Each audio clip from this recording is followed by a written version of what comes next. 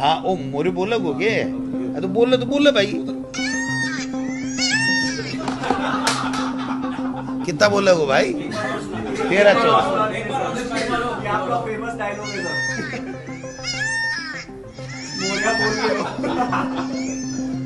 वो बड़ी बार बोला 13-14 बार बोल गो।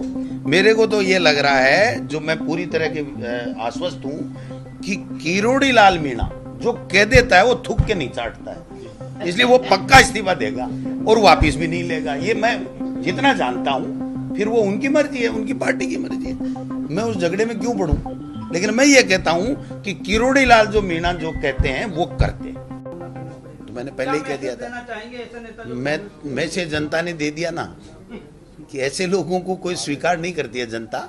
मैं क्या मैसेज दूंगा, वोट तो जनता के पास थे।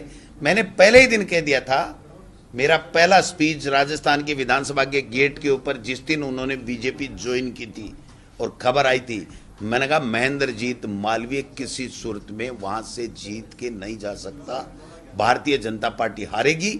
और हमने, चाहे इंडिया गठबंधन बाप के साथ नहीं हुआ, लेकिन हमने राजस्थान में पार्टी आला कमान के सहमति से ये फैसला किया कि हम विधानसभा बागीडोरा और लोकसभा बांसवाड़ा डूंगरपुर में हम समर्थन देंगे।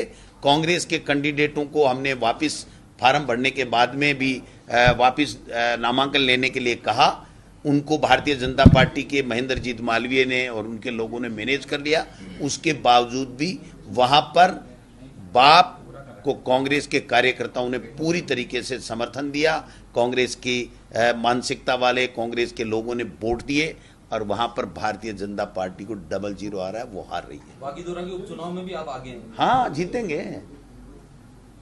भाई। हम तो कार्यकर्ताओं की नब्ज जानते हैं। हम लोग पहले ही आप देखिए, हम 17 लोकसभा क्षेत्रों में रंधावा साहब, मैं और जूली साहब सब लोग हम गए थे। वहां पर लोग यही बात कर रहे थे कि अब की बार बीजेपी को हराना है, हमसे चूक होगी। राजस्थान की विधानसभा में, राजस्थान के अंदर जो 5 साल हमारी सरकार का काम था, वो काम इतना शानदार था, जन कल्याणकारी योजनाएं हमारी थी, लेकिन उन्होंने झूठ बोल करके देश के प्रधानमंत्री जी ने माहौल बना करके यहां से लावा लूट लिया और हमारी सरकार नहीं बन के बीजेपी की बना ली और पर्ची से मुख्यमंत्री बना दिया और उनको कह दिया भाई भ्रमण करो और आप तो झूठ बोलो, लोगों को भ्रमित करो। मैं समझता हूं कि जनता समझती नहीं है क्या कि आप काम करने के लिए आपको दिया है, आपको रोजीना वो गैंगस्टर फोर्स बनाने के लिए नहीं दिया। वो है तो एंटी गैंगस्टर फोर्स, लेकिन मुख्यमंत्री जी का प्रिय शब्द है गैंगस्टर फोर्स। तो गैंगस्टर फोर्स बनाने के लिए दिया, करो ना, कौन मना कर रहा है। जो अपराधी हैं उनको जेलों में डालो। लेकिन आप केवल इसी बात से अब भी कांग्रेस को कोस कोस करके आप वोट लेना चाहते हो, ये चलने वाला नहीं। अब तो आपकी सरकार है, आपको बताना पड़ेगा कि हम कांग्रेस से ये बेहतर कर रहे हैं। जब ये चीज आप दोगे और जनता को महसूस होगा कि हाँ हमारे लिए ये ठीक कर रहे हैं, तब वोट देंगे लोग। लोगों ने कहा ये तो झूठे बेईमान निकले, इनके मंत्री तो हाथ में इस्तीफा लिए घूम रहे हैं। और वो इस्तीफा कोई इसलिए नहीं दे रहे हैं कि मुझे इस्तीफा देना है, वो पर्ची बदलने के लिए इस्तीफा दे रहे हैं। सबको पता है। ये प्रदेश में ये अफवाह फैल रही है कि भजनलाल सरकार जो 4 जून तक के लिए सरकार सीएम है, तो क्या ये सच भाई? नहीं, नहीं, ये तो मैं नहीं कहता। बीजेपी की सरकार बनी है, 5 साल बीजेपी की चलेगी। हम तो इस मानसिकता के लोग हैं नहीं, और कांग्रेस पार्टी इस तरह का काम करती नहीं। अब मुख्यमंत्री कौन रहे ये बीजेपी को तय करना, हमको तय नहीं करना। आपको लगता है उनकी इनफाइट बढ़ेगी आपस में? वो तो अब कल का देखा नहीं आपने सीन, मुख्यमंत्री जी के सामने किरोड़ी जी किस भाव से बैठे थे। तो अब वो देखें, उनके ऊपर हम क्या टिप्पणी करें, बताओ।